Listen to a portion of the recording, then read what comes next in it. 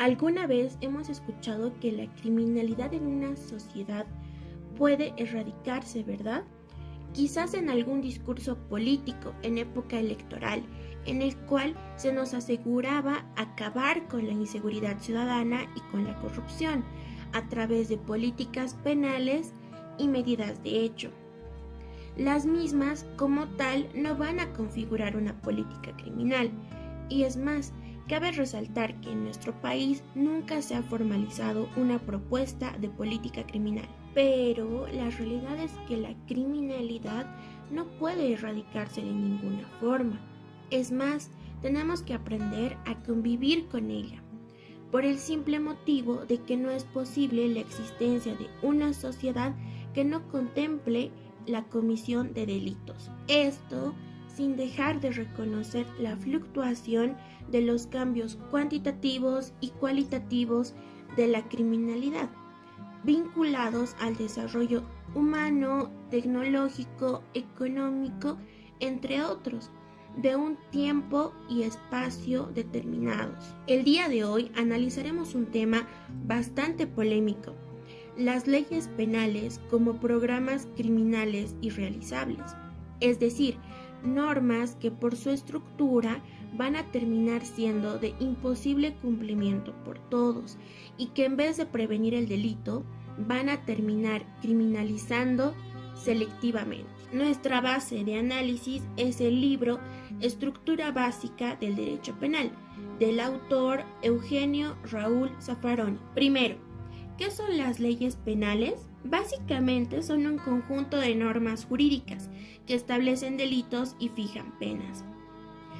Para este estudio es menester resaltar que no vamos a visualizar a las normas o a las leyes penales como un conjunto aislado, sino que las vamos a ubicar dentro del sistema penal que está compuesto por leyes penales, procesales penales, penitenciarias, leyes de ejecución penal, asimismo por órganos e instituciones que intervienen en la creación, en la aplicación de la ley y en la ejecución de la pena, como son el órgano legislativo, la policía, el ministerio público, el órgano jurisdiccional a través de jueces y tribunales de sentencia, así como los centros penitenciarios y el ministerio de gobierno. Y hay dos aspectos sumamente trascendentales que hacen al funcionamiento del sistema penal, que es la política criminal que respalda la creación de las leyes. Entonces, como no tenemos política criminal, estamos aquí viendo la primer falla del sistema penal: carencia de política criminal. Segunda carencia: estudios criminológicos de la criminalidad desde un enfoque crítico. Segunda falla. Y es más, ni siquiera son fallas porque las mismas no existen en Bolivia. Ahora, ¿cómo deberían ser las leyes penales? Deberían ser racionales. Es decir, tenemos que buscar que una ley penal sea eficaz, que cumpla con sus objetivos, que sea efectiva, que se aplique a todos. En este segundo punto de su aplicabilidad a todos, vamos a encontrar el punto neurálgico del análisis, no sin antes entrar primero a la dinámica y funcionamiento del sistema penal. Nos habla del proceso de criminalización primaria y secundaria, pero también tenemos el proceso de criminalización terciaria. ¿A qué se refiere el proceso de criminalización primaria? Básicamente es la creación de la ley, y Zaffaroni lo va a visualizar como un programa criminal. En el proceso de criminalización secundaria estamos frente a la aplicación de la ley penal, en el cual vamos a observar lo que es la selección o selectividad criminalizante. Y en el proceso de criminalización terciaria estamos frente a la ejecución de la pena. Después de haber analizado las leyes penales como parte del sistema penal y de haber entendido cómo está compuesto el sistema penal y cómo deberían ser las leyes penales dentro de este sistema penal, vamos a analizar por qué Zaffaroni considera que el proceso de criminalización primaria es un programa criminal.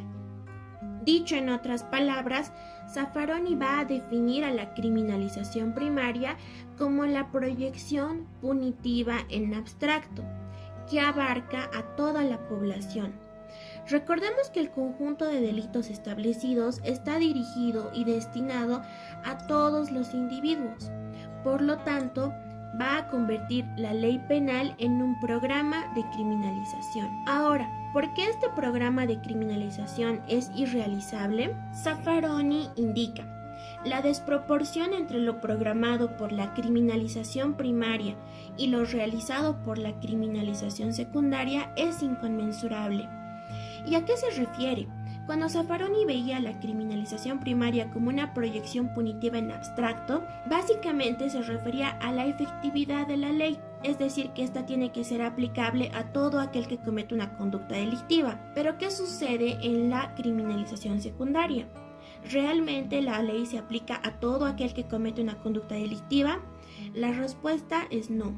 Primero, injerencias políticas y económicas. A esto es a lo que nosotros le vamos a denominar selección o selectividad criminalizante. Otro motivo por el cual son irrealizables lo vamos a encontrar a partir del análisis de los niveles de la criminalidad. En primer lugar, la criminalidad impune, que básicamente son aquel conjunto de delitos que se han cometido, se han denunciado, se han investigado, pero que por falta de pruebas no han llegado a obtener una sentencia condenatoria y en pocas palabras se han sustraído de la aplicación de la ley penal. En segundo lugar, vamos a ver la cifra negra de la criminalidad o la criminalidad oculta, que son aquellos delitos que nunca se han denunciado.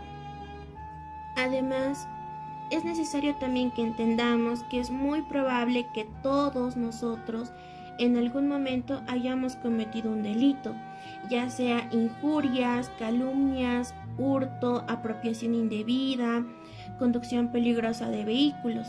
En ese sentido, si la ley pudiera aplicarse a todos nosotros tendríamos que estar en la cárcel, lo cual representaría un colapso penitenciario, además de una sobrecarga procesal inconmensurable. Por otro lado, también habría que tomar en cuenta los pocos recursos humanos que tiene el sistema de administración de justicia, así como la escasez de recursos económicos, técnicos y administrativos. Asimismo, por un tema de responsabilidad es necesario reconocer el déficit de formación profesional de aquellos agentes que intervienen en la creación y en la aplicación de la ley, mismos que ya fueron nombrados en el conjunto de elementos que componen al sistema penal. En muchas ocasiones se ha podido evidenciar la negligencia en el ejercicio de sus funciones, ya sea por parte del órgano legislativo, de la policía, del Ministerio Público, de los jueces y tribunales de sentencia, del Ministerio de Gobierno y ni qué decir de los centros penitenciarios. Por otro lado, no podemos dejar de mencionar a las salidas alternativas, en las cuales no va a existir una realización indirecta del derecho penal, como son el criterio de oportunidad reglada, la conciliación o la suspensión condicional del proceso. Por último y más importante, por el respeto irrestricto a los derechos y garantías constitucionales que deben existir en cada uno de los procesos penales. ¿Esto por qué? Debido a la constitucionalización del derecho penal, este debe someterse a la Constitución misma que establece parámetros nacionales e internacionales de lo que entendemos por el debido proceso. Entonces, si esto no se respeta irrestrictamente en los procesos, tampoco podríamos estar frente a una aplicación de la ley penal. Por lo tanto, y para concluir, 1. La criminalidad no puede erradicarse. 2. La ley penal no se puede aplicar a todos por el simple hecho de que es un programa criminal irrealizable.